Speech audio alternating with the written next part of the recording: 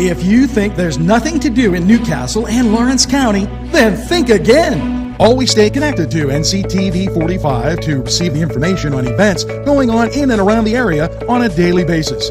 Programs to view are Newswatch, The Morning Show, and Community Happenings. NCTV45 takes pride in bringing you the event and organization info that you want. NCTV45 is the #1 media source locally.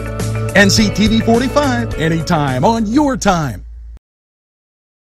Hi, this is Hugh Coryea from NCTV45 News, the Veterans News here. Today I have Danielle Downings.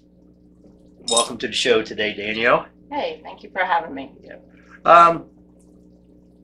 We know you're in the military. Why did you join the military? My story is probably a little unique. My family wasn't very military. My younger brother had joined the service a couple years prior. I had went into a recruiter's office.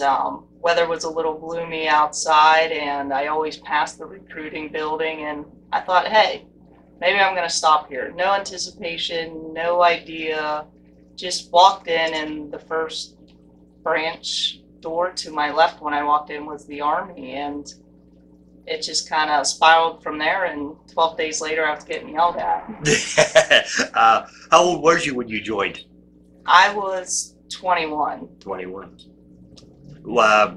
Where'd you go to basic training at? I did my basic training at Fort Jackson, South Carolina.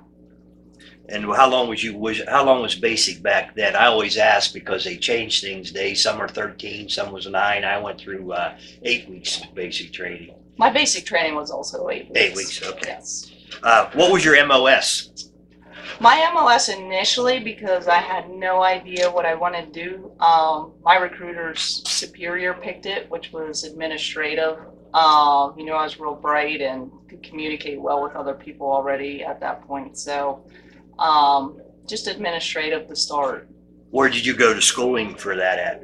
I also did that at Fort Jackson, South Carolina. They gave me an option to go to Fort Lee, Virginia, but that being in January, it was a little too cold, so I picked to stay down south. Okay. What did your military experience teach you? There's a lot of things it taught me. It actually, in a sense, taught me how to somewhat be more chill and relaxed and actually procrastinate a little bit. It's kind of ironic because I grew up with a few OCD tendencies. So things that I didn't think really mattered as much anymore. Like in the past, I wasn't able to leave my laundry in the washer or in the dryer and go shopping. I had to make sure it was done and taken care of before I left the house. And after I joined the service and came home, it's like, oh, well, that doesn't really matter that much anymore. There's bigger problems in the world, and not take life actually as serious. And I know for a lot of other people, they became more structured and in that sense. So for me, it was a little bit different, but it taught me more friendships,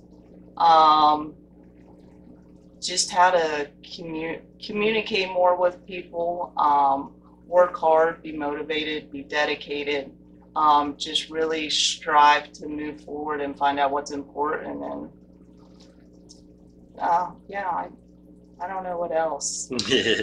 All right, how does your experience apply to your job and your life today? I would say there are times you have to be serious. It's a serious career. Early on, actually, I was taught from a coach. I played sports. He always said, practice how you play. I did use that in the military, and I was also taught that in the military as well. They use kind of the same motto, practice how you play. So when you go to do things, just repetition, just making sure you're capable of doing the job that you're asked to do. So using that in my life today, I am a police officer, and every situation can be different, but it can also be the same, or it's the same, but it can be different. Like, oh, okay, I have a traffic stop for speeding. Okay, well, it's a different day, it's a different time, it's a different person. It could be the same person, but maybe they're in a different mood. So just following what you've learned, and you just practice. You train, you take courses, and that's all those things we did in the military. You train, practice. Learn. You go, like I said, lots of classes, lots of courses, and that just prepares you to be educated, do the best you can, be the best at what you do. Mm-hmm. How long you been a police officer? I've been a police officer up here in Mercer County for 5 years now, almost 6 years. Do you like being a police officer? Good question. It's a love-hate relationship. Days you love it, days you hate it. Yep. Some days you really do got to remind yourself why you do what you do, to see the good in people and actually help people and be there. And obviously, without getting into too many details, actually having to deal with some criminals sometime, and dealing with those situations appropriately. Yep. Now, would you encourage the younger kids today to join the military? I think so. Overall, I would. I think you really have to ask them maybe why they would have to join just in our society today. I mean, there's benefits out there that are, for schooling, to get educated and to pursue a career, and to kind of be a little one-up on society, to pursue your dreams, to be able to support a family and move forward. And yeah, I think so, though, in structure and the people you get to meet, the stories you get to hear, the traveling that you get to do, it really does make you more of a well-rounded person. So yeah, like when I was younger, I used to work for a body shop, and we used to wash the police cars up here at the old city building. Okay. And we had his name was Lieutenant Malley, and he took me underneath his wing because I was a fighter in school. And he really took me underneath his wing. And when I joined the military, I joined the Navy. Okay. And he really was all excited and that. And then when I come home from basic, I was a hometown recruiter. Mm-hmm. So I used to have to go up to the police station and get the reports, the criminal background check. So he used to, he was all excited for me, took me underneath his wing. That's good. Yeah, that would be another big reason why to join. I mean, it's just a positive, structured influence on young adults. And, if they're really not sure what they want to do in life, I mean, hey, why not be in an environment where you really can't get in any kind of trouble? But you can always come wash my cruiser anytime. Yeah. How long was you in the Army? Almost 14 years now. October will be 14 years. Now you're in the reserves or the guards, or? I'm in the reserves. Reserves, now. okay. Yes. Now, are you planning on staying for, what is it, 1 year for every 2, being in the reserves or the guards? Ain't there like a... Yeah, it's still just based off retirement points. Like, I know different branches have different acronyms for it. So as long as, like, in the Army, we have what's called UTA, UTA and stuff. So like we get so many points per drill. We're only required to, I think, have like 48 a year, but that's easy to get as long as you show up here once a month, like 2 weeks out of the year. You get just for being in the service that year, you get 15 right off the bat. Yeah. So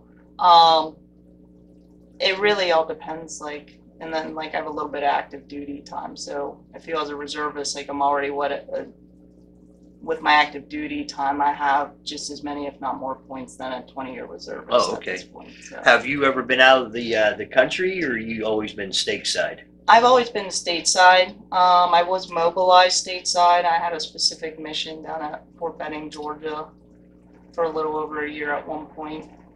Okay. Is there anything else you'd like to share with us on today's show? I don't know. You asked the questions. Well, that's all the questions I got for today. Yeah, I think I don't know. Overall, I mean, I've met a lot of friends. I've got a lot of stories. You know, you have different jobs. I didn't just do the administrative job. I've done a lot with like trucks and logistics and combatives and all sorts of different things. So just because you have one job, first and foremost, you're an 11 Bravo, which is an infantry, you know, for the Army. I know everybody has their different, you know, titles and stuff for that. But so you have to be able to do your skills and just be a soldier, show up first, and yeah. Okay. Well, I'd like to thank Danielle for show today. I want to give a shout out to some of the businesses that let us put the Vietnam Agent Orange Veterans Jar in today. We have Grammy's Bakery, Two Fat Guys in an Oven, J&M Mini Mart, and the Cheese House. So I want to give a big shout out to these guys for letting us put our donation jars out there for the Vietnam Agent Orange. We got some fundraisers coming up. Rodardo's is Tuesday, May 17th. 4 p.m. to 9 p.m. That's for the Vietnam Agent Orange Veterans Project, and they're nice enough to give us 10% of their sales that day. And also on June 4th, we have the Durrells coming in at Sons of Italy. That's from 6 to 9. The tickets are $10. And also that day, you can get additional dinner there if you want to join us. And also we're having to-go dinners that day too, from 11 to 4. So you can reach out to me at 724-651-6747. This is Hugh Coryea from Veterans News, NCTV45. If you think there's nothing to do in Newcastle and Lawrence County, then think again. Always stay connected to NCTV45 to receive the information on events going on in and around the area on a daily basis. Programs to view are Newswatch, The Morning Show, and Community Happenings. NCTV45 takes pride in bringing you the event and organization info that you want. NCTV45 is the #1 media source locally. NCTV45, anytime on your time.